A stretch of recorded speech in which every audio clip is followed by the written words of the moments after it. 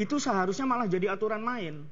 Gitu. Itu dalam sistem presidensial kalau menurut saya. Harga mobil untuk menteri ya, S-Class 2,9 kalau... Kenapa langsung diputus S-Class gitu? Karena memang itu memang. Kata siapa? Itu fix bahwa fasilitas mobil menteri adalah Mercy S-Class. Nggak tahu Mas Dev kan?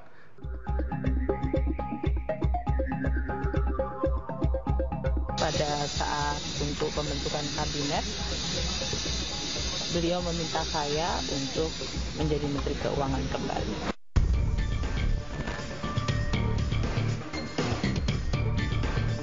Kalau saya dalam bidang yang memang saya kuasai, kira-kira di generasi muda, badan kreatif, dan juga bekerja seni kurang lebih itu. Saya diperintahkan untuk lebih fokus kepada masalah toleransi dan moderasi. Tentang problem kemiskinan yang masih merata baik di kota, ada petugas khusus terkait ketenaga kerjaan, berarti Wamen tenaga kerja. Sebelum saya undang ke sini sebenarnya mereka sudah menyatakan bersedia membantu saya.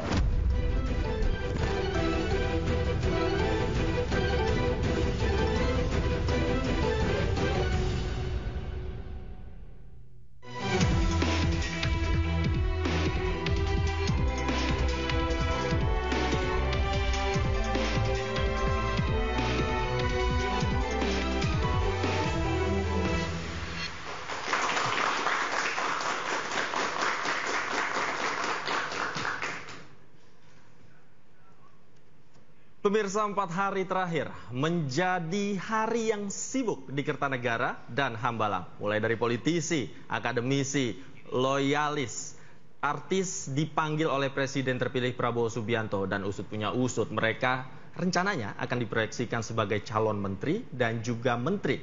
Benarkah mereka dipanggil berdasarkan kompetensi ataukah hanya politik balas budi? Bersama saya, Davi Pratama. Pemirsa, inilah interupsi loyalis hingga artis jadi menteri.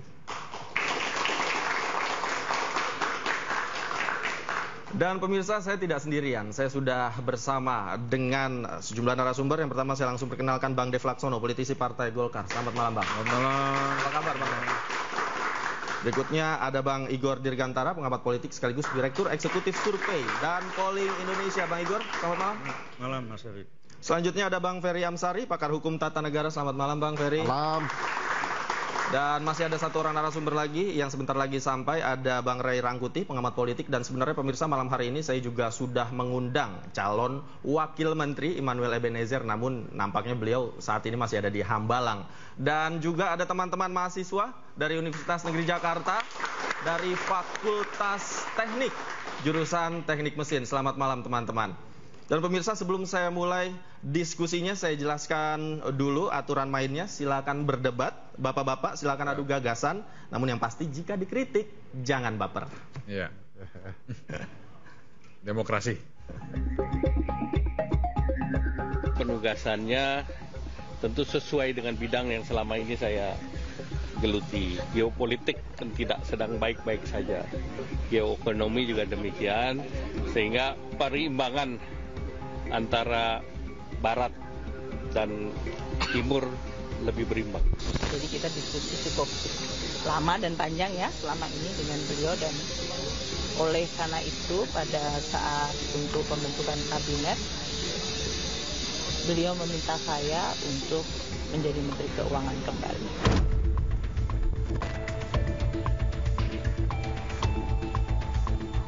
Pastinya kalau saya dalam bidang yang memang saya kuasai, kira-kira di generasi muda, badan kreatif, dan juga bekerja seni kurang lebih itu, mungkin nanti selebihnya dan lebih pastinya lagi agar Bapak Presiden terpilih, Bapak Prabowo yang nanti mengumumkan.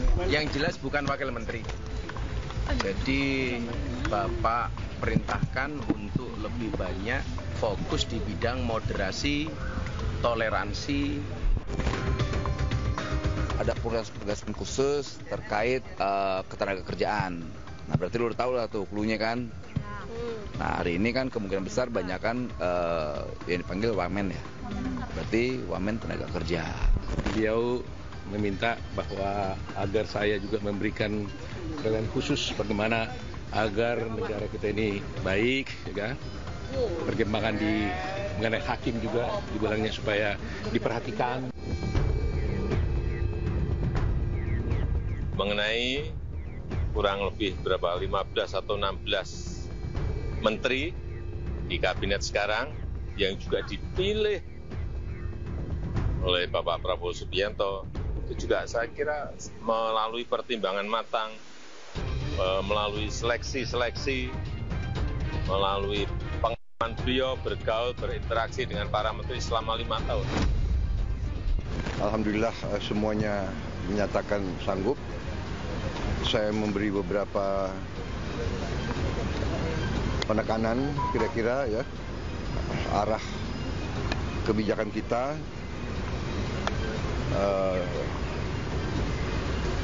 Secara garis besar saya puas. Ya pemirsa, itu dia tadi informasi di mana Presiden terpilih Prabowo Subianto kurang lebih memanggil 109 orang total dalam 4 hari. Baik itu di Kertanegara kemudian di Hambalang. Nah, pertanyaannya kemudian ada banyak tokoh yang dianggap atau dipertanyakan apakah ini sesuai kompetensi atau hanya politik balas budi belaka. Saya ingin ke Bang Dev pertama. Ya. Seperti apa pendapat Anda? Ya, pasti dilihat kompetensi utama ya. Kalau hanya kepada balas budi, akan tapi tidak mampu menjalankan visi misinya, tidak bisa menjalankan konsep yang beliau ingin dorong karena kan beliau ini memiliki target-target yang luar biasa.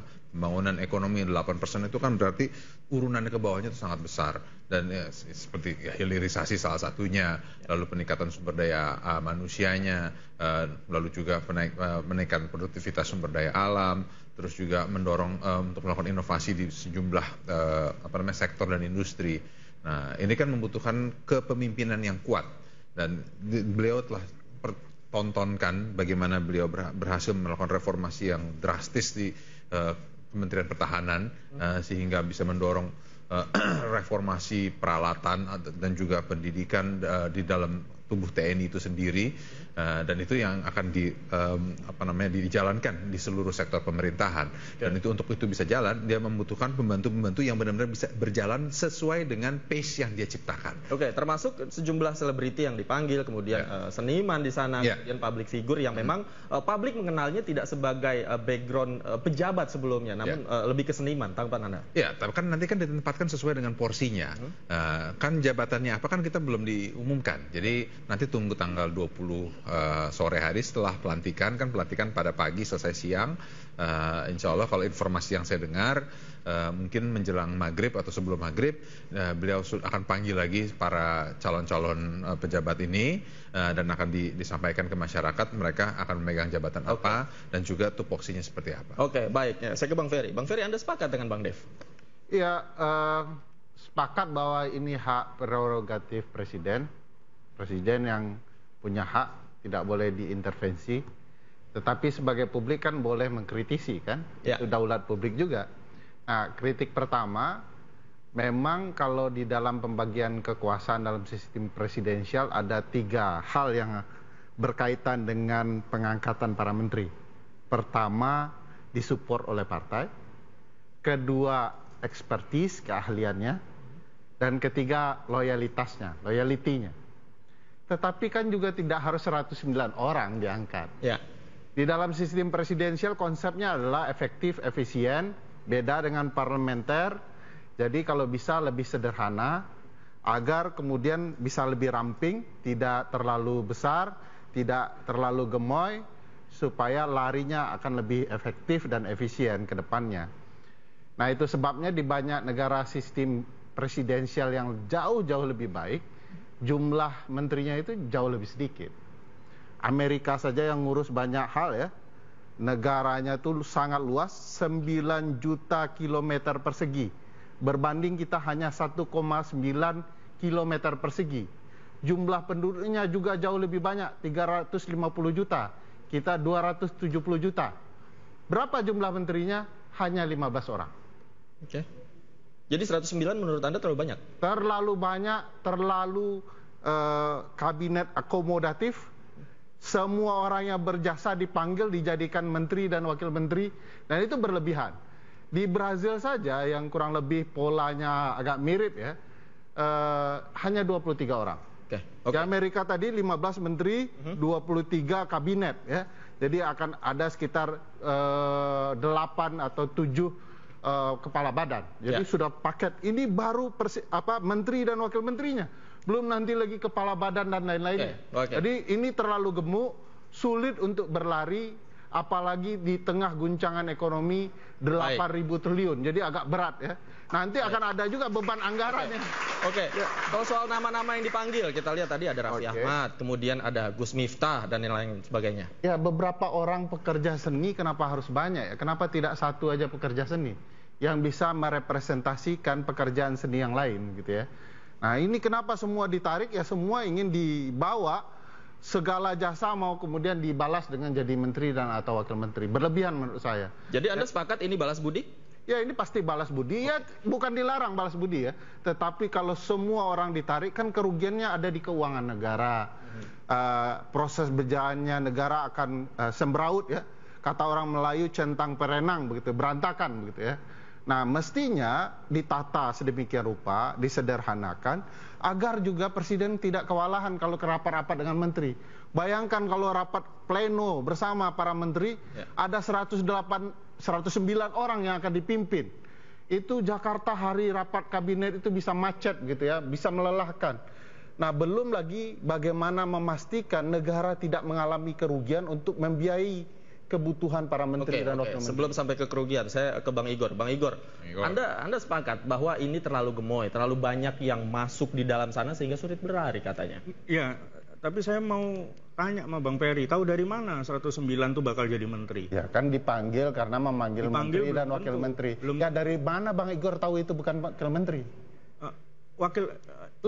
Yang mengumumkan presiden, dia bilang bahwa ini adalah upaya untuk manggil. Belum tentu. Ya, belum tentu juga Bang Igor benar bahwa itu bukan wakil menteri ya. Satu ya, yang kedua India itu ya jumlah wilayahnya juga luas. Ini salah mencari contoh. India itu sistemnya campuran. 53 kementerian. Iya, sistemnya campuran karena dia butuh perimbangan di parlemen. Kita sistem presidensial dan dirancang mau dimurnikan. Oleh karena itu, Bang Ferry ya, dalam sistem itu abang salah contoh. Menurut saya dalam sistem presidensial ya, India yang itu ada presiden, ada perdana menteri. Sudah pasti dalam itu sudah sistem salah. Presidensial, omongan kandidat yang memenangkan pemilu ya, itu seharusnya malah jadi aturan main. Gitu, itu dalam sistem presidensial kalau menurut saya. Di mana itu contohnya? Baik, sebelum kita lanjutkan, ada Bung Ray Rangkuti, saya langsung ajak untuk bergabung di gelanggang. Bung Ray Rangkuti, selamat malam Bang Ray, apa kabar? Pecinya tengah ketinggalan. Kalau pakai baju batik biasanya jadi wakil menteri. Jangan-jangan Bang Ray ini dari Hambalang juga. Pakai batik terus pakai peci lagi kan? Oke, nanti saya kasih kesempatan Bang Ray, tapi Bang Igor, silakan dilanjutkan terlebih dahulu Bang Igor. Jadi kalau menurut saya dalam sistem presidensial itu, misalnya presiden terpilih Prabowo gitu ya, dia memenangkan pertarungan di Pilpres 2024. Itu semua omongannya, misalnya ya, semua tema kampanyenya ya, misalnya soal makan gratis, susu gratis, itu harus jadi aturan main, harus diimplementasikan. Nggak begitu, dan itu Bang. Semua omongan presiden itu, apapun omongannya tetap harus ada aturannya. Dan aturan soal makan siang gratis itu pun berkaitan dengan rancangan pembangunan jangka menengah dan jangka panjang kita. Jadi tidak seperti raja ngomong hari ini jadi aturan, bukan begitu negara berkonstitusi, Bang. Ya, itu yang kedua. Yang ketiga saya teruskan nih, Bang Ferry ya. Abang harus ngakui dulu salah abang yang ngomongin. Enggak, saya nyontohin India itu 53 kementerian. Makanya saya contohkan India itu sistem pemerintahnya sudah salah, Bang contohkan. Dia campuran, pasti kabinetnya banyak. Ya. Karena ada presiden, ada perdana menteri. Oke, sebentar Bang Ferry, biar kita kasih kesempatan Bang Igor. Tapi nanti juga ada Menko, itu mungkin jumlahnya akan diperbanyak. Yang berikutnya ya, Bang Ferry. Ya. Prabowo itu memenangkan Pilpres 1 putaran, 58%, terbesar ya dalam sistem pemilu dibandingkan dengan negara-negara lain. Ekspektasi publik itu begitu besar terhadap dia. Nah, oleh karena itu dia dia ingin melakukan sesuatu ya. Nah, itu tadi Bang Ferry udah bilang tuh, misalnya meningkatkan pertumbuhan ekonomi 8% ya, dan itu dia harus dibantu oleh menteri-menteri yang siap gitu ya. Ya tentu saja ada politik merangkul, akomodatif. Nah, oleh karena itu kita tunggu nih pertemuan Ibu Megawati dengan Pak Prabowo gitu ya. Apakah nanti akan dihasilkan itu bisa berubah. Itu salah satu alasan saya yang 109 itu bisa saja berubah ya. Saya ingat Mahfud MD aja dulu udah pakai dasi segala macam, berubah di last minute ya. Itu ya jadi gitu untuk menjadi ya calon wakil presiden. Nah, apalagi menteri, ya kan, apalagi menteri. Nanti kalau ketemu misalnya Pak Prabowo dengan Ibu Mega, ingat ya Pak Prabowo menang Pilpres, Ibu Mega menang Pileg. Ya ini dua tokoh yang nanti bisa merubah. Jadi belum tentu semuanya jadi menteri dan calon menteri. Menurut saya belum. Artinya maksudnya ada yang tereliminasi atau bagaimana? Ya, ada yang tereliminasi, ada yang tidak jadi menteri, tapi diperbantukan mungkin menjadi pembentukan badan-badan baru itu ya. Gitu ya, kayak begitu atau dan lain sebagainya lah. Tapi saya meyakini 109 memang terlalu gemuk. Itu saya berarti meyakini. Anda sepakat dengan Bang Ferry? Sepakat, terlalu gemuk. Aku boleh interupsi tak? Poin boleh silakan. Pertama, soal gambaran mengatakan bahwa kebutuhan menaikkan ekonomi menjadi 8%. Itu kontradiktif dengan pilihan kabinet yang terlalu besar. Kalau kita mau hitung-hitung ya, 109 orang yang akan diberikan fasilitas negara untuk mobil mewahnya saja, itu harus Mercy S-Class, harganya 2,9, pasti harganya Bang Dev Laksono yang paham ya. Harga apaan? Harga mobil untuk menteri ya, S-Class 2,9. Kalau kenapa langsung diputus S-Class gitu? Karena memang itu memang. Kata siapa? Itu fix bahwa fasilitas mobil menteri adalah Mercy S-Class. Nggak tahu Mas Dev kan? Saya tahu. Karena itu aturannya dan sudah ditunggu. Itu yang periode sekarang, Bang? Iya, periode sekarang. 2024, 2029. Yang saya tahu mobil presiden S-Class itu. Iya. Silakan cek nanti di Bappenas dan Menteri Keuangan kebutuhan itu. Menteri Sekretaris Negara juga menyediakan fasilitas. 109 orang dapat S-Class semua? Ya, artinya akan ada 310 miliar dana anggaran untuk kebutuhan mobil saja. Bang Dev tahu nggak kebutuhan kop surat bagi setiap menteri, dan sekarang berubah seluruhnya nomenklatur, akan ada kop surat baru.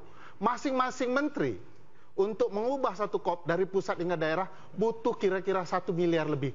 Dikalikan per kementerian, dikalikan 49 miliar lebih. Bayangkan tapi kebutuhan. Tapi tiap tahun nggak nyetak kop surat baru. Kop surat baru. Sama aja kan harus nyetak juga. Gitu. Kop surat itu sudah dicetak banyak-banyak. Oke. Ya. Jadi ini semua tidak dipakai. Belum tentu. Saya punya pengalaman. Saya orang. Saya juga. Bang Ferry. Ada pergantian lamba. Kita bisa pakai sampai secara ekonomi. Kita mau meningkatkan ekonomi, tapi kita membubazirkan anggaran. Jadi kita mau debat soal kop surat sama mobil. Baik. Silakan hitung. Nanti kita dengarkan pendapatnya Bang Dev, Bapak-bapak. Namun kita akan melihat, kita langsung sapa. Ini ada tamu yang langsung dari Hambalang. Ada seperti saya janjikan tadi, calon wakil menteri atau saya sebut calon anggota kabinet Prabowo Gibran. Sudah ada Immanuel Ebenezer melalui sambungan Zoom. Selamat malam, Bang Eben. Selamat malam. Sekarang di mana, Bang? Apa? Sekarang masih di mana posisi? Sekarang ini di rumah di kantor teman. Bahas tentang kalian yang diskusi hari ini nih. Oke, tapi tadi dari Hambalang, Bang ya? Iya, dari Hambalang. Oke, nanti saya tanya lagi. Pemirsa jangan kemana-mana. Kita akan lanjutkan diskusi kita usai jeda berikut. Tetaplah di Interupsi.